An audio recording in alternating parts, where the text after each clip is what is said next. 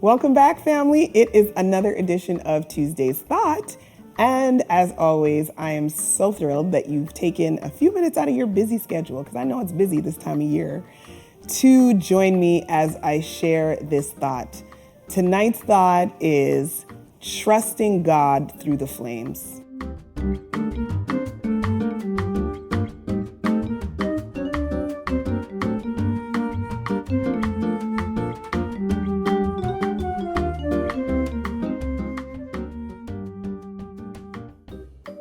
All right, for every person, every individual likely watching this thought, life has had or is having a way of just heating up on us sometimes. We've all encountered situations whereby it just felt like we were in the hot seat. We were in the midst of the fiery furnace because life is just happening around us. We are facing various challenges, various circumstances, and the temperature is rising. It's getting pretty hot. That is not uncommon. And dare I say, it is not something that we should become accustomed to avoiding, if I can put it that way. Life is going to happen, and things are going to come our way that are going to challenge us in the heat of the moment. But as I share this thought, it's really birthed out of my contemplating the very well-known Bible narrative of the three Hebrew boys, the three Hebrew men in Daniel chapter 3.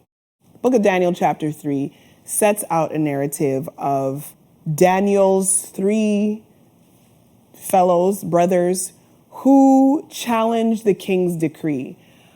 You can certainly go and reread the story for those of you that have read it before, or read it for the first time if you've never done so.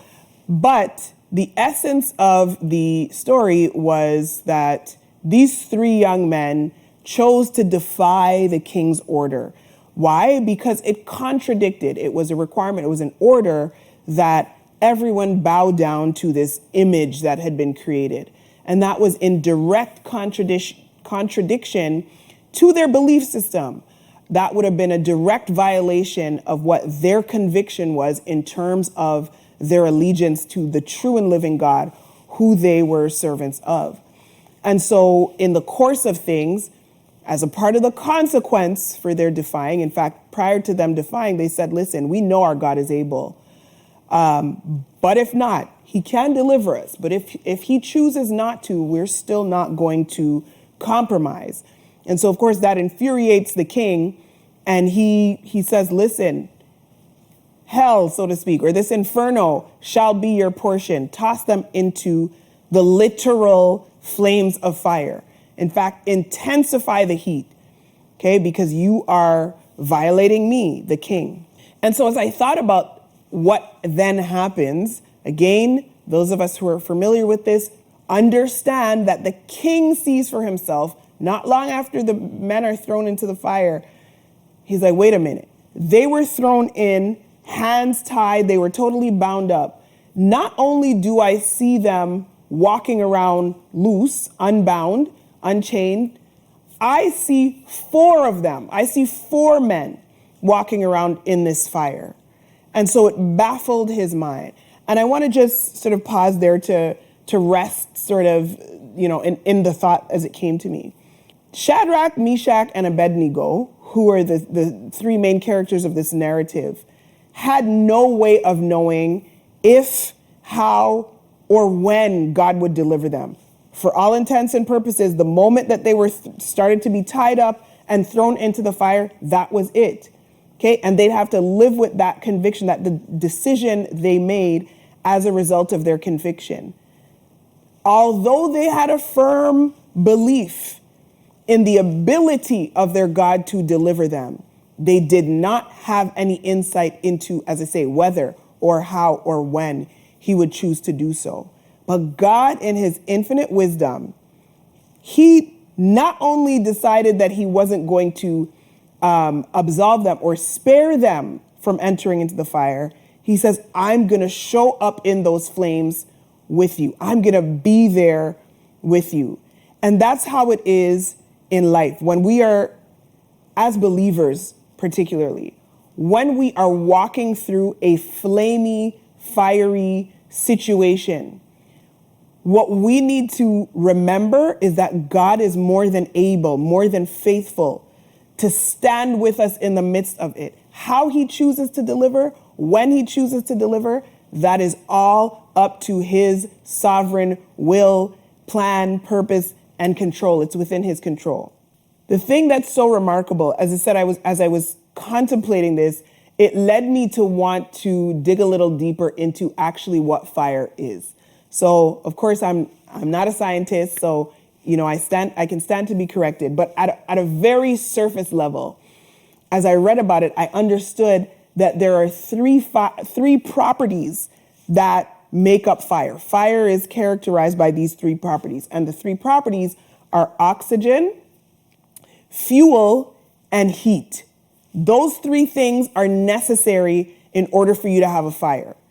If you remove any one of those three things, the fire is extinguished. You no longer have a fire. And so I thought about this, as I say, in God's sovereignty, how he chooses to show up and when he chooses to show up is all up to him. He might choose to remove one of those three properties, one of those three things, and instantly the fire is gone.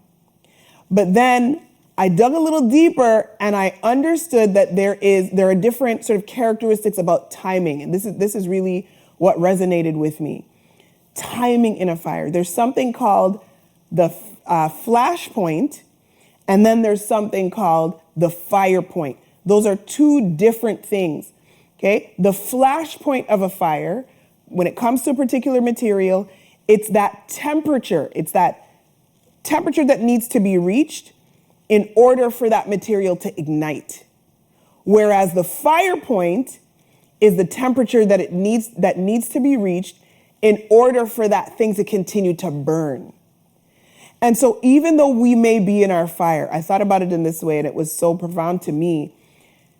You may be going through that fire and you may think, Lord, I can't take this anymore. I can't deal with this. I can't bear. How long? It's been a long time. But he's saying, listen, you've only reached your flash point. What I'm bringing you through, it's about my timing. So what seems to be too long to you, you've only gotten through halfway to the continuum. You're only at your flash point. I still have purpose for you to fulfill.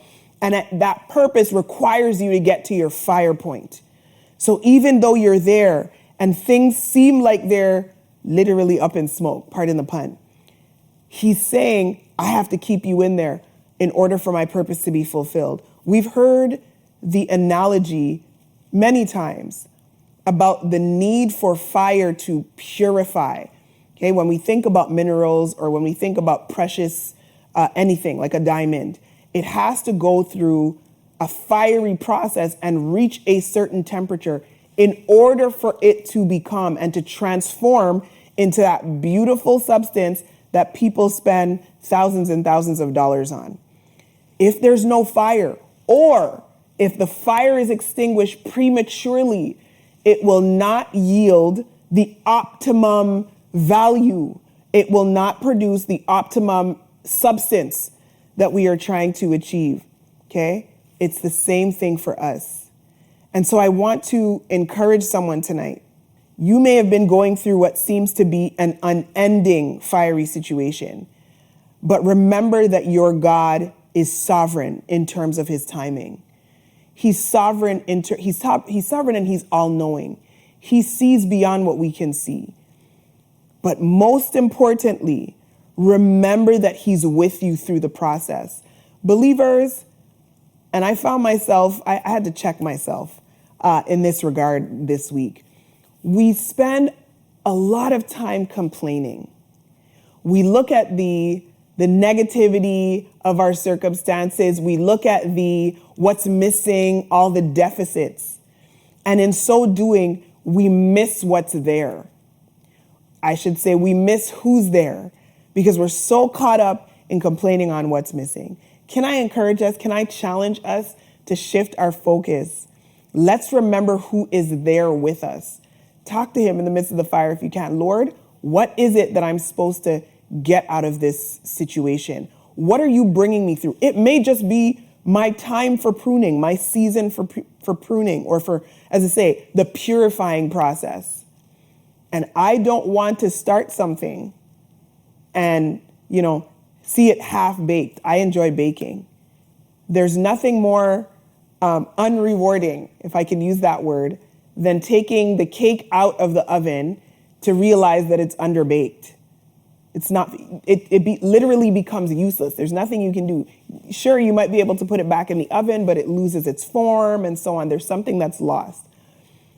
It just is what it is. These are one of the properties of life, if I can call it that. We have to stay in the fire until we come to the full fruition of what it is that God is trying to do in and through and for us.